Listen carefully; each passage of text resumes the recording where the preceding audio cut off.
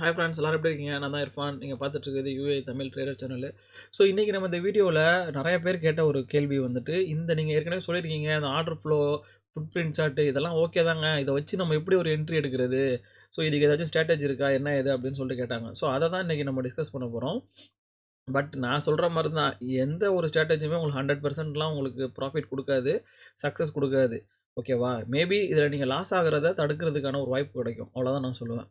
So இது என்ன அப்படிங்கிறத நம்ம ஃபஸ்ட்டு பார்ப்போம். இப்போ நான் கோல்டு சார்ட் எடுத்திருக்கிறேன். பட் இன்னொரு விஷயம், ஃபாரெக்ஸ் பொறுத்த வரைக்கும் இந்த சார்ட் டேட்டா வந்துட்டு அக்யூரஸியாக இருக்காது. ஏன்னு சொன்னாக்கா ஃபாரெக்ஸ் வந்துட்டு ஒரு டீசென்ட்ரலைஸ்டு எக்ஸ்சேஞ்சிலேருந்து உள்ளது. ஓகேவா? ஸோ இப்போ சென்ட்ரலைஸ்டு எக்ஸ்சேஞ்சுனாக்கா, இப்போ நீங்கள் என்எஸ்சியில் ட்ரேட் பண்ணுறீங்கன்னா, நீங்கள் எந்த புரோக்கரில் போய் நீங்கள் வாங்கினாலும் சரி, அப்ஸ்டாக்ஸாக இருந்தாலும் சரி, ஜீரோதாவாக இருந்தாலும் சரி, எதில் வாங்கினாலும் நீங்கள் வாங்குறது விற்கிறது எல்லாமே என்எஸ்சி அந்த ஒரு எக்ஸ்சேஞ்சில் தான் வந்துட்டு தெரியும். ஸோ அந்த என்எஸ்சி வந்துட்டு இப்போது டேட்டாவை சேல் பண்ணுறாங்கன்னு சொன்னால் அது அக்யூரிட்டி கரெக்டாக இருக்கும். நமக்கு ஃபுல்லாகவே நமக்கு தெரியும் யார் எந்த இடத்துல பை நடந்திருக்கு, எந்த இடத்துல ஹெவியாக செல் நடந்திருக்குன்னு.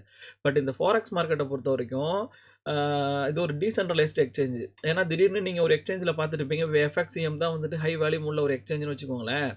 பட் ஆனால் ஒரு கண்ட்ரி இண்டிவிஜுவலாக வந்துட்டு அவங்களால பையோ செல்லோ பண்ண முடியும். அது நடந்த பிறகு தான் நமக்கு தெரியும். ஸோ அதோடைய ஃபுட் பிரிண்ட் வந்துட்டு நமக்கு கிடைக்காது. எக்ஸ்சேஞ்ச் பேஸ்டு உள்ள ஒரு ஃபுட் பிரிண்ட் தான் அது நமக்கு கிடைக்கும். ஸோ அதை நீங்கள் மைண்டில் வச்சுக்கோங்க. பட் இந்த ஒரு பேசிக்காக வச்சுக்கிட்டு நீங்கள் எஸ்என்பி 500 இருக்கலாம், இல்லை வந்துட்டு மற்ற ஃபியூச்சர்ஸாக இருக்கலாம், இந்தியாவில் என்எஸ்சியாக இருக்கலாம், ஸோ பிடிசியாக இருக்கலாம். ஸோ இதெல்லாமே பண்ணலாம். ஜஸ்ட் ஒரு பேசிக் செட்டப். ஏன்னா இது நானே ட்ரையல் தான் எடுத்திருக்கேன். ஸோ ட்ரையலில் வந்துட்டு கோல்டு இந்த மாதிரி விஷயம் தான் ஃப்ரீயாக கொடுக்குறாங்க. பட் இதுலேயே நமக்கு ஓரளவுக்கு நம்ம ட்ரேட் எடுக்கிறதுக்கான ஆப்பர்ச்சுனிட்டி வந்துட்டு இது நமக்கு கொடுக்குது, நான் ட்ரை பண்ண வரைக்கும். சரியா? ஸோ அதை தான் வந்து இப்போ நான் உங்கள்கிட்ட நான் சொல்கிறேன். ஸோ அதை நீங்கள் கொஞ்சம் கேர்ஃபுல்லாக பார்த்துக்கோங்க. இப்போ நீங்கள் பார்த்தீங்கன்னா காலைல யூகே மார்க்கெட்டு ஓப்பன் ஆகிறது 11 மணிக்கு ஓப்பன் ஆகும் யூஏ டைம். ஓகேவா? ஸோ அந்த யூஏ டைம் 11 மணிக்கு ஓப்பன் ஆகிறப்ப அதுக்கு முன்னாடி வரைக்கும் காலிலேருந்து ஒரே புல்லிஷாக போயிருக்கு. இப்போ 11 மணினா நான் இப்போ என்னுடைய இந்த லெஃப்ட் சைடு உள்ளதில் காட்டுறேன் பாருங்க. ஸோ 11 மணிங்கிறது இந்த இடம். 11 மணிக்கு முன்னாடி வரைக்கும் மார்க்கெட் வந்துட்டு மேலே ஏறி இருக்கு ஃபுல்லாக. அதுதான் இங்கே வந்துட்டு உங்களுக்கு க்ரீன் கலர் காட்டுது டெல்டா. அந்த கீழே பார்த்தீங்கன்னாக்கா ஒரே 1061 34ன்னு சொல்லிட்டு ஃபுல்லாக வந்துட்டு இந்த டெல்டா க்ரீன் கலரில் காட்டுது. ஸோ இது ஆல்ரெடியே ஒரு 2 இடத்துல இங்கே வச்சுருக்கான். இது 3வது டாப்பு. மேபி இதை உடைக்கிறதுக்கு பாசிபிலிட்டி இருக்குது அப்படின்னு சொல்லிட்டு நம்மளுக்கு நிறைய பேர் நினச்சிட்ருப்போம். இல்லை திருப்பி அவன் கீழே வந்துருவானாலும் நினச்சிட்ருப்போம். ஆனால் வேல்யூம்லாம் பார்த்தா ரொம்ப ஹெவியாக இருக்குது. இதுக்கு முன்னாடி கோல்டு பார்த்தாக்க பயங்கரமாக அப் ட்ரெண்டில் இருக்குது. ஸோ இப்போ இந்த இடத்துல என்ன நடக்க போகுது அப்படின்னு நமக்கு தெரியாது. ஸோ அது தெரிஞ்சுக்கிறதுக்கான ஒரு குழு தான் இங்கே நமக்கு கிடைக்கும். அடுத்து என்ன ஆக போகுதுங்கிற ஒரு குழு இருக்கும். ஸோ அந்த குழு எங்கே இருக்குது அப்படின்னு பார்த்தீங்கன்னா, கரெக்டாக லண்டன் மார்க்கெட் ஓப்பன் ஆகிறதுக்கு முன்னாடி அந்த 10:55 நான் 5 மினிட்ஸ் தான் வச்சுருக்கேன் ஆர்டர் இதில் ஃப்ளோவில். அதில் பார்த்தீங்கன்னா ஒரு 256 ஹெவி செல்லிங் வந்துட்டு உங்களுக்கு காட்டுது வெறும் 5 மினிட்ஸ் கேண்டில்லையே. ஓகேவா? ஸோ இந்த இடத்துல நீங்கள் பார்த்தீங்கன்னா ஒரு 256 வந்துட்டு காட்டுது. ஸோ இது என்ன உங்களுக்கு இண்டிகேட் பண்ண போகுதுன்னு சொன்னாக்க, இல்லை செல்லர்ஸ் வந்துட்டு இந்த இடத்துல பயங்கரமாக இருக்காங்க, ப்ரைஸ் வந்துட்டு கீழே போகுது, கொஞ்சம் கவனமாக இருந்துக்கோ அப்படின்னு நமக்கு வந்துட்டு இது சொல்லும். ஸோ அதுக்கு தகுந்த மாதிரியே நீங்கள் செல்லுக்கான ஆப்பர்ச்சுனிட்டி எதிர்பார்த்துட்டு வெயிட் பண்ணிட்டு இருக்கணும். நீங்கள் என்ட்ரி எடுக்கக்கூடாது. ஸோ இந்த கேண்டிலோட இடம் எந்த இடம்னு பார்த்தீங்கன்னாக்கா 10:55ன்னு சொன்னாக்கா நான் யூஏ டைம் சொல்கிறேன். ஓகே. ஸோ இந்த இடம் தான். இந்த இடத்துக்கிட்ட உங்களுக்கு காட்டுது ஒரு ஹெவியாக 256 செல் போட்டிருக்காங்கன்ட்டு. ஸோ அதுக்கு பிறகு நீங்கள் பார்க்குறீங்க ஒரு 15 மினிட்ஸ். எப்போவுமே நம்ம வந்துட்டு மார்க்கெட் ஓப்பன் ஆனிச்சுன்னா ஒரு 15 மினிட்ஸ் கேண்டில் விட்டுறணும். நம்ம எதுவுமே பண்ணக்கூடாது. ஸோ எதை நோக்கி பயணிக்குதுன்னு அப்போ தான் நமக்கு தெரியும். ஸோ இப்போ அடுத்து ஒரு 15 மினிட்ஸ் கேண்டிலில் பார்த்தீங்கன்னா ஒவ்வொன்றும் 5 நிமிஷமா ஃபஸ்ட்டு கேண்டிலே நெகட்டிவில் வந்திருக்கு, அடுத்து நெகட்டிவ். ஆனால் கேண்டில் பார்த்தீங்கன்னா பயங்கர ஒரு இது என்ன சொல்லுவாங்க, ஹேமரா இல்லை என்னமோ. ஸோ அந்த மாதிரி பயங்கரமாக இதுக்கு நம்ம நார்மலாக என்ன அர்த்தம் சொல்லுவோம்னாக்கா, செல்லர்ஸ் இவ்வளோ தூரம் வந்திருக்காங்க, பட் பையர்ஸ் வந்துட்டு கண்ட்ரோல் பண்ணி இங்கே கொண்டு போய் விட்டுருக்காங்க. ஸோ ப்ரைஸ் மேலே போகிறதுக்கு வாய்ப்பு இருக்குங்கிற மாதிரி தான் நம்ம நினச்சிட்ருக்கோம். பட் ஆனால் நம்ம கீழே டெல்டாவை பாருங்கள். டெல்டா ஃபுல்லாகவே 3வது கேண்டிலில் பார்த்தீங்கன்னா ஹெவியான ஒரு செல்லிங் ப்ரெஷர் நடந்திருக்கு. -184 டெல்டா வந்துட்டு நமக்கு வந்திருக்கு. ஸோ இந்த இது நமக்கு என்ன இண்டிகேட் பண்ணுதுன்னா, ஓகே செல்லர்ஸ் தான் ரெடி ஆகிட்டாங்க அப்படின்னு நினச்சிட்டு, ஸோ நான் என்ன பண்ணேனாக்க இந்த கேண்டில்லையே நான் ஒரு என்ட்ரியை போட்டு ஸ்டாப் லாஸ் வந்துட்டு இதுக்கு மேலே வச்சேன்.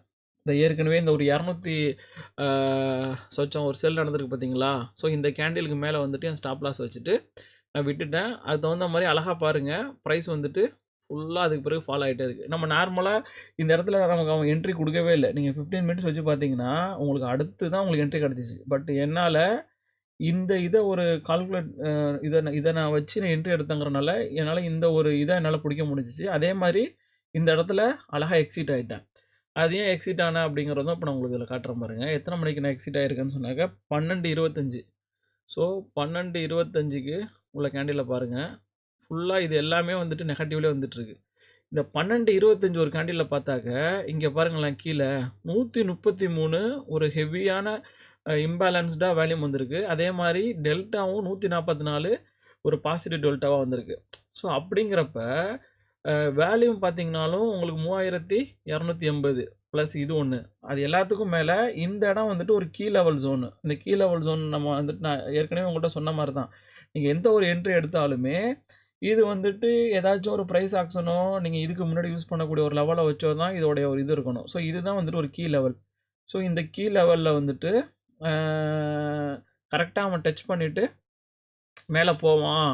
அந்த இடத்துல நம்ம நோட் பண்ணணும். இங்கே ஏதாச்சும் நடக்குதா, இங்கே ஏதாச்சும் குழு கொடுக்குதான்னு. எப்படி இந்த மேலே வந்துட்டு இந்த இடத்துல நமக்கு ஒரு குழு கொடுக்குதான்னு நம்ம எதிர்பார்த்தோமோ, அதே மாதிரி கீழே இந்த இடத்துல ஏதாச்சும் ஒரு குழு கிடைக்குதான்னு நம்ம எதிர்பார்க்கணும். ஸோ அதே மாதிரி தான் இந்த இடத்துல ஒரு குழு கொடுத்துருக்கான். இதுக்கு முன்னாடி கேண்டில்லே குழு கொடுத்துட்டான் 85, இங்கே ஒரு கேண்டில்லையும் கொடுத்துட்டான் 160ன்னு சொல்லிட்டு. ஸோ நம்ம இப்போ என்ன பண்ணணும், நம்ம என்ன நினைக்கணும்னா மேபி இங்கேருந்து அவன் ரிவர்ஸ் ஆக போகிறான் அப்படின்னு சொல்லிட்டு நான் இந்த இடத்துல க்ளோஸ் பண்ணிட்டேன்.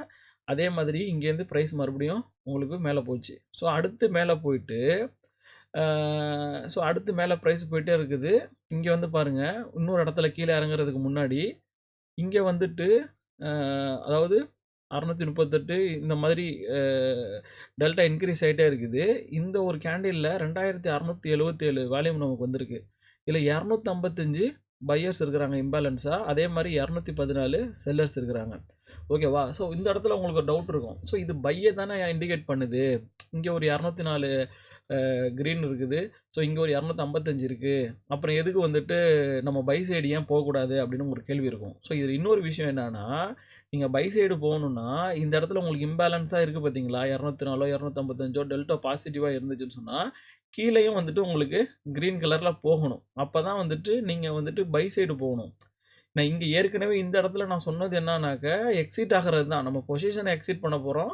இங்கே நெகட்டிவில் 700 இருந்தால் கூட இந்த இடத்துல ஒரு ஹெவியான ஒரு வால்யூம் வந்திருக்கிறத பார்த்து மேபி இது கொஞ்சம் மேலே போகும், அடுத்து நம்ம ஒரு பைக்கான ஒரு சான்ஸ் கொடுக்கும்னு நினச்சி நம்ம இந்த இடத்துல எக்ஸிட் ஆயிடணும் நம்ம பொசிஷனை. ஓகே, ஸோ நீங்கள் இந்த இடத்துல வந்துட்டு கன்ஃபியூஸ் ஆகக்கூடாது. இங்கே 204 வந்திருக்கு, 255 வந்திருக்கு, நம்ம இங்கிட்ட பை போகலாமோ, மேலே தான் போகுதோன்னு அதை நீங்கள் நினைக்கக்கூடாது. ஏன்னு சொன்னால் இந்த கீழே நெகட்டிவில் இருக்கிறப்ப நீங்கள் மேலே இருக்கக்கூடிய அந்த இம்பேலன்ஸ் ஃபிகரை தான் பார்க்கணும். இங்கே ஒரு 214 இருக்குது, இங்கே ஒரு 130 இருக்குது. ஸோ வரிசைக்காக இங்கே 134 அப்படின்னு சொல்லிட்டு இது எல்லாமே ஹெவியாக இம்பேலன்ஸாக வந்து சேல் பண்ணிகிட்டே இருக்காங்க. அதுதான் நம்ம இந்த இடத்துல உங்களுக்கு குழு கொடுத்துருக்கு.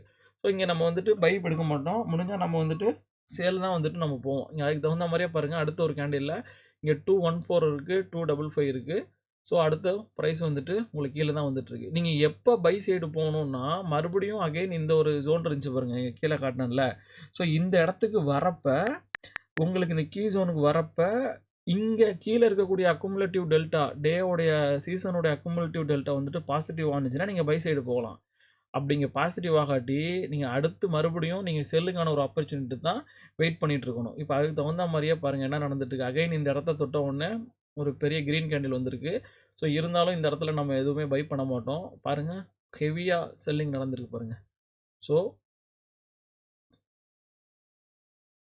இப்போ கரண்ட் கேண்டில் வரைக்கும் கீழே வந்துட்டு நெகட்டிவில் இருக்குது. ஆனால் ப்ரைஸ் கேண்டில் பொறுத்த வரைக்கும் உங்களுக்கு க்ரீனில் போயிட்டே இருக்குது. ஸோ இதுவுமே மேலே போய் திருப்பி கீழே வர்றதுக்கான ஒரு வாய்ப்பு தான் இங்கே வந்துட்டு நமக்கு தென்படுது. ஸோ நீங்கள் எப்போ பை சைடு போகணும் அப்படின்னா இந்த 683 664ங்கிறதெல்லாம் இருக்குது பாருங்கள். இது ஒரு கட்டத்தில் 0 ஆகி க்ரீனாக மாறும். ஸோ க்ரீனாக மாறுற டயத்தில் தான் நம்ம பை சைடு போகணும். ஸோ இது வந்துட்டு நமக்கு செட்டப் கிடைக்கல, நம்ம என்ட்ரி எடுக்கக்கூடாது.